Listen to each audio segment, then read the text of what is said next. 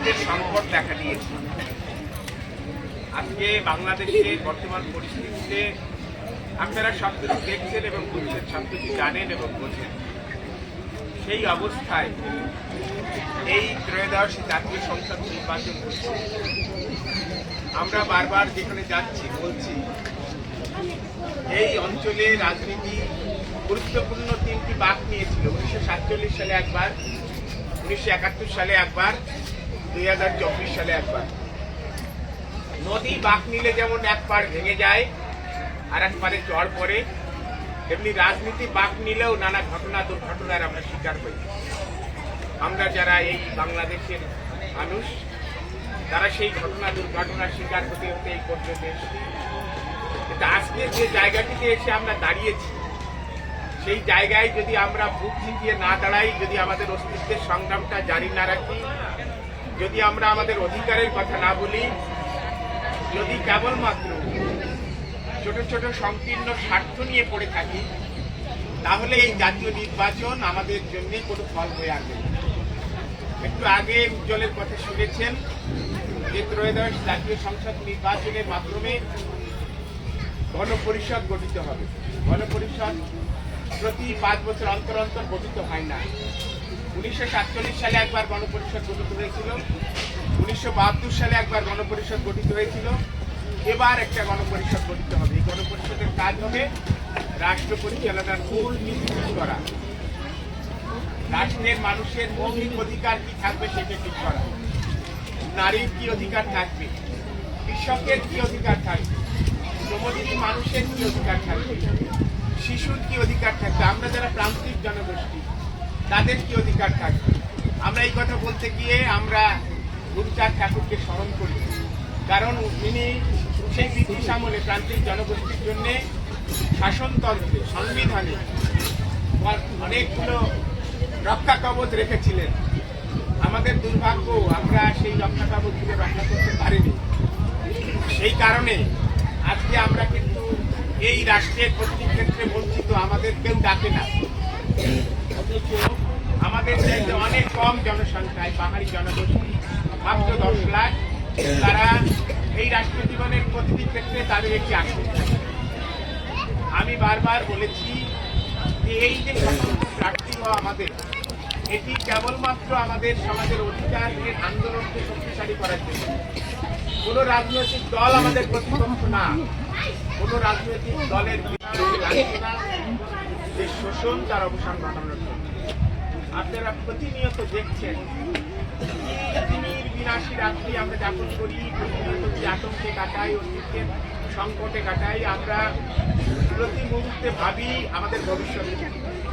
তার চাইতে বড় কথা, আমরা যতটুকু ভালোভাবে এই বাংলাদেশে বসবাস করলাম, আমাদের ভবিষ্যৎ প্রজন্ম এই বাংলাদেশে কিভাবে বসবাস করবে, সেই প্রশ্নটি এখন গুরুত্বপূর্ণ হয়ে উঠেছে।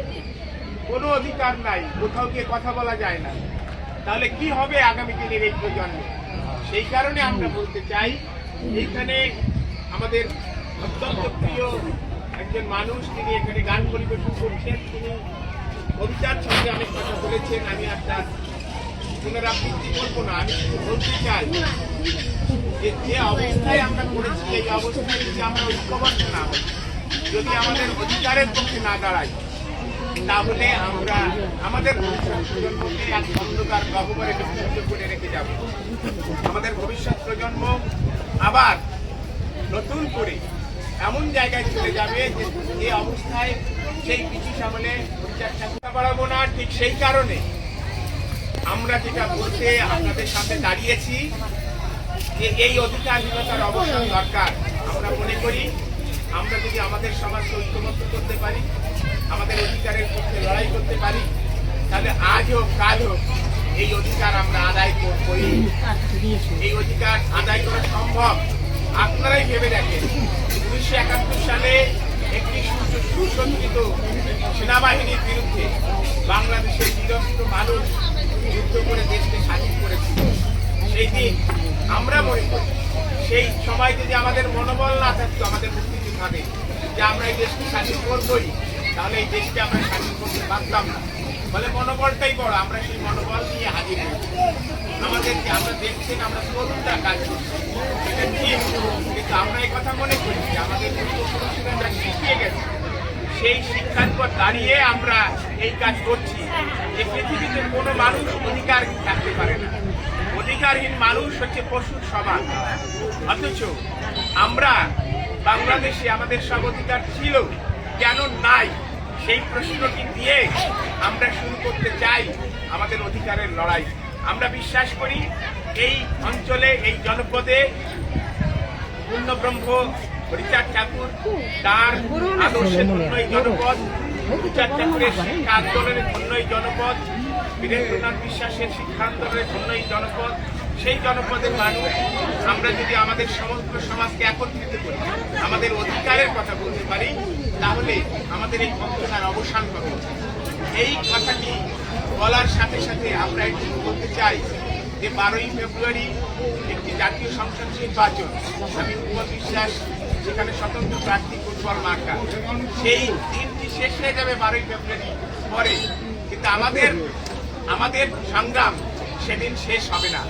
আমরা বলতে চাই একটি সংগ্রামের অংশ হিসাবে আমরা এই নির্বাচনে প্রতিদ্বন্দ্বিতা করছি, কিন্তু আমাদের মূল লক্ষ্য হচ্ছে এই বঞ্চিত সমাজের অধিকার প্রতিষ্ঠা করা।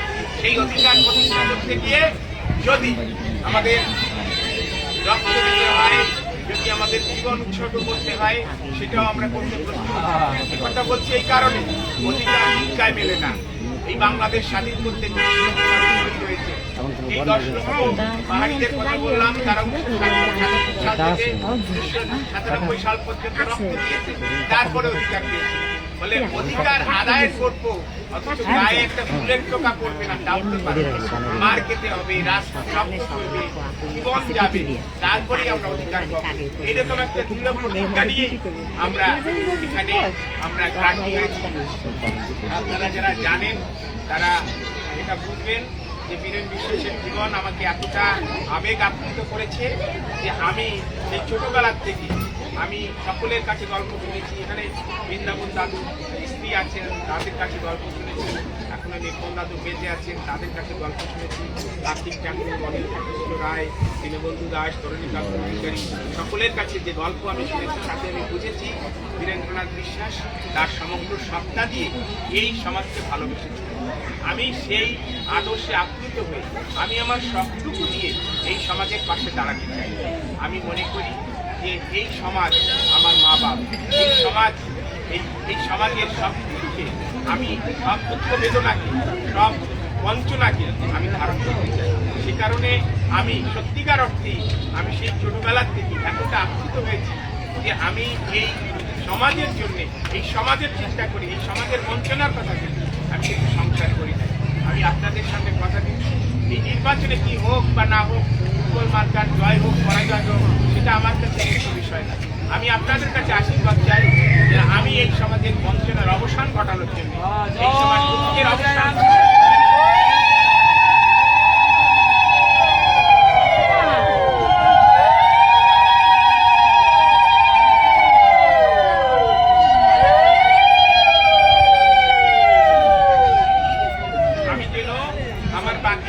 সংগ্রাম করে যেতে পারি। আপনাদের সামনে দাঁড়িয়ে আমি যে কথা বললাম সেই কথা থেকে আমি যেন কখনো কিছু না হই, আমাকে আশীর্বাদ করবেন, আমাকে শক্তি দিবেন যে আপনারা এখানে যারা পিতৃগণ আছেন, যারা মাতৃগণ আছেন, তাদের সকলের কাছে আমার এইটাই প্রার্থনা যে আপনারা আমাকে শক্তি দেবেন যেন এই জনগোষ্ঠী যত বঞ্চনা আছে, যত দুঃখ আছে, যত বেদনা আছে, তার অবসান ঘটানোর জন্য আমার সাধ্য মতো আমি কাজ করতে পারি। আমার সাধ্যের বাইরে তো আমি করতে পারবো না। আমি আমার ভাইদেরকে সেই কাজে করছি, আমার কাকাদেরকে সেই কাজে করছি, সকলকে সেই কাজে করছি।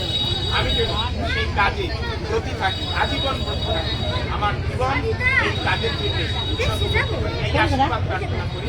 আমি আমার সবাইকে